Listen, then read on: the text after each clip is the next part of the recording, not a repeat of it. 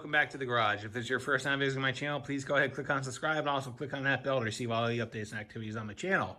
Okay, so today we are working on the C3. One of the things I mentioned a couple videos ago was we were going to replace the body mounts. So what we're dealing with is body mount number 4, and there's 2 of them. There's one on the driver, one on the passenger. And when I bought the car, I knew that they were completely shot, and they've only gotten worse over the last year of ownership. Also to the point where they're non-existent, right? So I know all the body mounts need to be replaced. But what I'm gonna do is I'm just gonna deal with number 4 for now. And the reason is I'm replacing the rear bumper on that in a couple weeks. And I wanna get the rear of the car stabilized. So when I go to do the fitment on it, I wanna make sure the rear of the car is completely stabilized and it's not moving. And what we'll do is during the course of the winter, we'll address body mount 1, 2, and 3. And we'll do it when it's off the road and we can take our time on it. As I've watched videos on body mount replacements, I've seen a lot of people go through the process on what you need to do. You know, obviously you remove the fasteners, you jack up the body from the car or from the frame, and then you go ahead and replace the mounts and everything else. But one thing I've noticed is that nobody really talks about what you do when you encounter damage on the mounts, right? Because this car is not going to be a frame off, it's a driver. And so I have no intent to completely remove the body from the frame. So what we need to do is we need to work around it. And so what has happened over the course of 45 years, the rear body mount, the supporting structure has completely rusted away. So the reinforcement bracket that attaches to the bottom of the car, that's completely gone. And the frame bracket has also suffered some damage. So I've already started working on this quite a bit. We have the new body mounts here.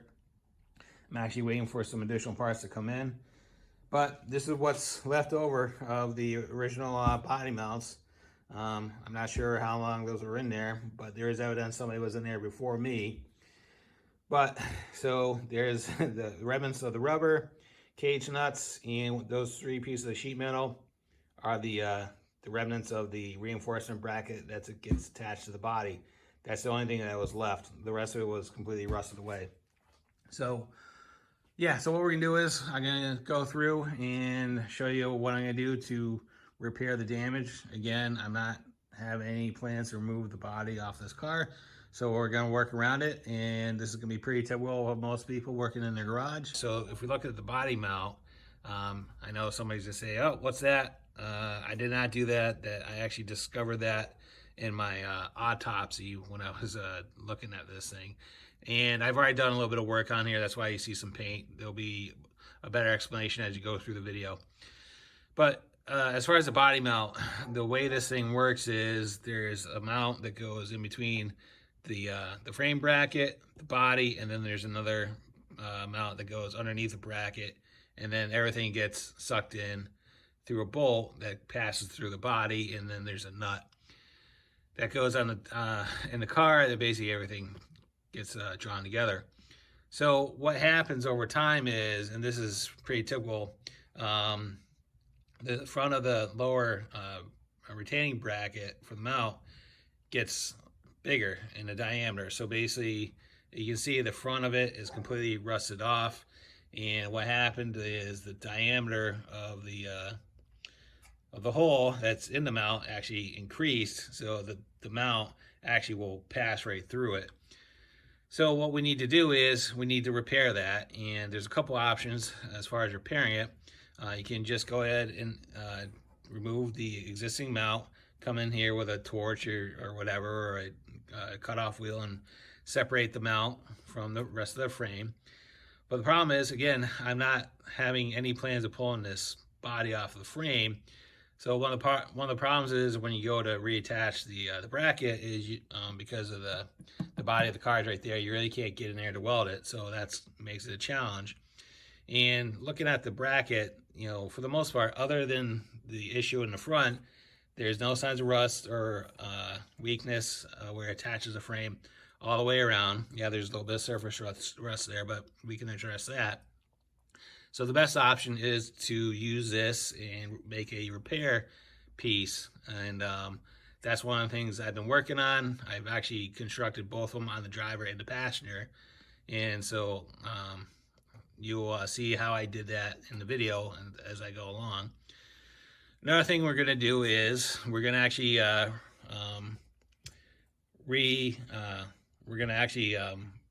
reattach the reinforcement bracket that gets attached to the body. And the reason that is there, because again, this is the body, and what will happen is if you just put the body mount directly on the fiberglass, over time it's just going to cause weakness on it, and eventually what will happen is the body will crack. And actually that's kind of what has happened on the other pocket on the passenger side, so we're going to address that as well.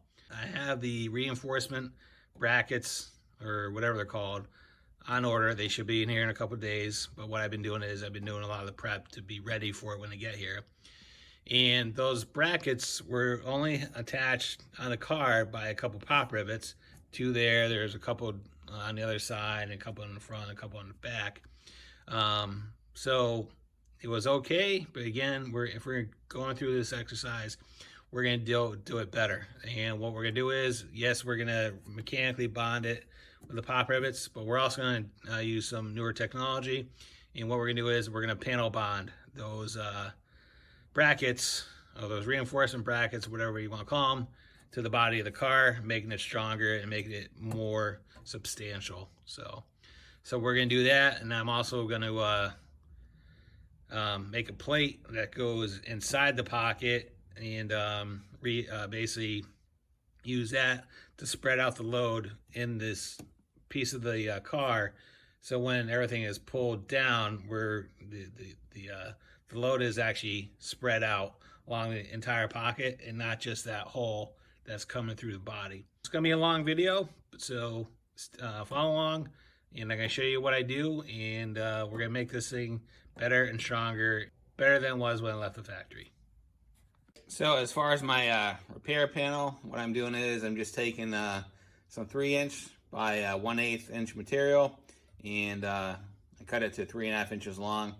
So that's going to leave me 3 inches for the depth, and a 1/2 inch that I can bend down at a 90 that I'm going to be able to use to weld to the back of the frame to reinforce it. And all I'm going to do is I'm just going to cut it with a cutoff wheel and go from there. All right, so what I've done is I've scribed a 1/2 inch line down, and I've relieved it on both sides, because what we're going to do is we're going to bend this over to a 90, and then what I'm going to have to do afterwards is I'm going to have to bend the two sides as well.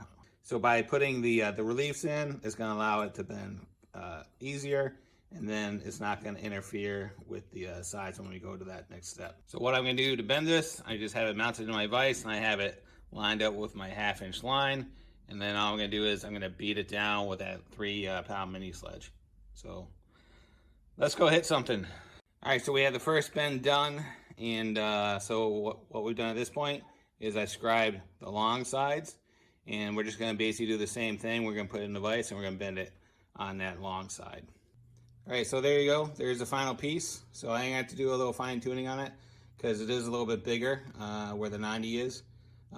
So I'm just going to hit it with the grinding wheel, kind of fine tune it, and do it so it's a snug fit in that brace. All right, so after some fine tuning, we got the piece in there. It fits in there pretty well. So what I have to do now is I got to spot the hole for when the bolt from the upper mount is going to pass through. So what I'm going to do is I'm going to grab a bolt and a washer and basically drop it down there, and then I'm going to take some spray paint, and then we're just going to blast some paint around the bolt, and that's going to pretty much spot the hole for us. All right, so what I've done is I've taken a bolt and I've dropped it down from the top, and it's hitting that plate. And all I'm going to do is I'm going to take some paint, and I'm just going to paint around the bolt. And what's going to happen is where that bolt is, it's going to obviously there's going to be no paint, and that's where we're going to do that hole. So that's where the hole is going to be. So let's bring it over the drill press and start drilling this sucker out. All right, so we have the piece in the drill press, and I got it clamped down, and so this drill press isn't that powerful, so I can't do the full diameter of the hole all at once. It'll just stall out the press. So what we're gonna do is we're gonna work our way up to it. And if you're ever doing drilling, make sure you get some type of cutting fluid. It'll help the lifespan of the drills as well as the overall experience, because if you go to cut it dry, you're gonna have a difficult time. And make sure you're using the correct speed for the drill. So contrary to popular belief, you don't have to run the drill at 1,000,000 miles an hour. Typically, if you do, that's when you're gonna burn them out. Typically, the slow RPM is usually the best thing to do. With that being said, let's get this thing drilled. All right, so we got the repair plate all squared away. I got the the hole cut to size, and some may be saying, whoa, that hole is pretty big. Why is it so big? And the reason is typically when you buy these bushings or these body mounts, whatever you want to call them, they're gonna come up with a ridge on it or a lip, and that lip needs to go past the hole, right? So the way this thing is designed to fit, it basically that diameter is actually a locating part of the bushing or mount, and it's basically there to center itself into the support bracket, right? And we also have it so it's flush and it's not proud of the repair piece, right? So it's not gonna squish itself against the other bushing that's gonna be underneath it, right?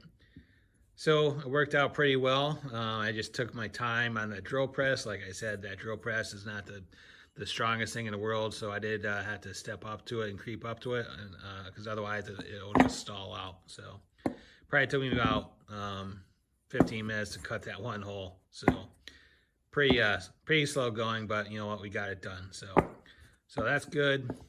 I also took some time to cut the support plate. So this is going to go on top of the inside the car in the pocket.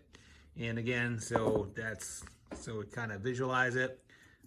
There's a washer that's going to go on the nut, and then the bolt. Again, we'll have to kind of visualize this from here. So what's going to be, you know, pretend that there's a bolt coming through, and then the plate is going to be inside the pocket of the car, and what it's going to do is just going to spread out the load on the existing fiberglass versus just having the that washer pull down on it. Just makes it a little bit stronger. Another thing we're going to do is when this thing goes back in, once we do our final assembly, you know, we're going to paint that, and then we're also going to panel bond this plate to the car so it'll become a structural member of the fiberglass of the body to make it stronger. So, right, hope this all makes sense. It'll make more sense as we go through our final assembly and go from there. Okay, so we have the repair plates welded in, got everything painted up, so they look pretty good. I'm not a welder, so don't make fun of my welds. That's not my forte. But I can tell you they're not going to go anywhere, all right? All right, so the next thing we're working on is a reinforcement bracket. You need this because without it, the mount, or the body mount, would just press up against the raw fiberglass and then eventually it would crack. So if these are gone, you absolutely have to replace them. And basically that leads into the questions as well, to actually get them installed, to get it to fit right, because the bracket typically has 4 legs. And the only way to get it on is to lift up the body of the car. And like I said, I have no intentions of doing that. So what I've done is I've altered this bracket and I removed the 4th leg off of it. So typically there's 1, 2, 3, and then number 4. And basically number 4 goes behind the pocket. And without taking the body off the car, there's no way you're going to get at it. So I've elected to remove it, and I'll show you why. Because with it removed, what's going to allow us to do, it's going to allow us to take them out,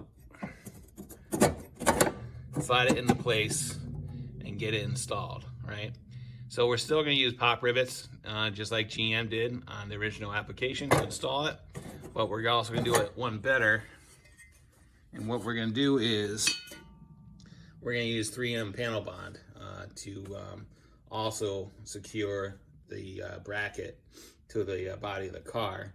And you can buy this stuff, you know, in the big tubes, and if you have a lot of stuff to do, this is a relatively small project, so we're just using that. I think this is a 6 ounce tube, but it's going to work well for what we're going to do.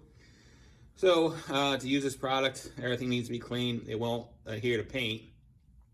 So I've already taken the flap wheel and I basically cleaned up the surfaces. And if you're wondering why I have extra holes in the bracket, because this thing came pre-drilled and those holes didn't line up with the holes in the car.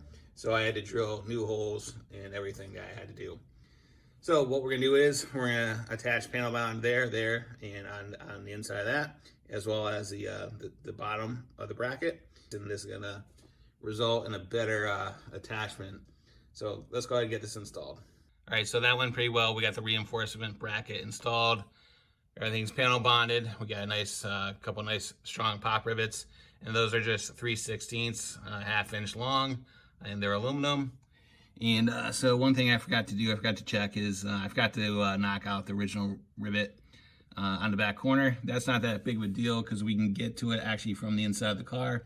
So what I'll do is I'll just pop out that rivet, drill a hole, and if I can't get the rivet tool in from the underside, I'll just do it from the inside. Not that big of a deal. So what we have at this point is we got the mount. It's just in there for now. And really it's just to apply pressure to the reinforcement bracket so the panel bond will adhere to the body of the car. And what we have to do is we have to let that sit for about 24 hours before cinching it up. So I went inside the car, removed the 2 old rivets, and I just fastened them in place from the top of the car, just because obviously there's no access to it. And you know what, at the end of the day, it still accomplishes the same thing. Everything is panel bonded in. It's looking pretty good. And what I've done at this point is, because if you remember, I made a reinforcement plate for the inside of the car, and what I've done is I've panel bonded that to the interior of the car, and I just have the mounts in here just as a dry run. I'm just using that to put a little pressure on the plate on the inside of the car to make it just bond to the fiberglass. And yeah, I know the bolts are supposed to be going the other way around, but this is just temporarily. Give this thing 24 hours to cure, and then we'll take the car off of jack stands and we'll put it back on the ground, and then we'll torque the body mounts to their final torque, which I believe is between 45 and 50 pounds. All right, if there's any comments, questions, thoughts, concerns, go and leave them in the comments box. I'll get back to you as soon as I can. And as always, thanks for watching and have a great day. See ya.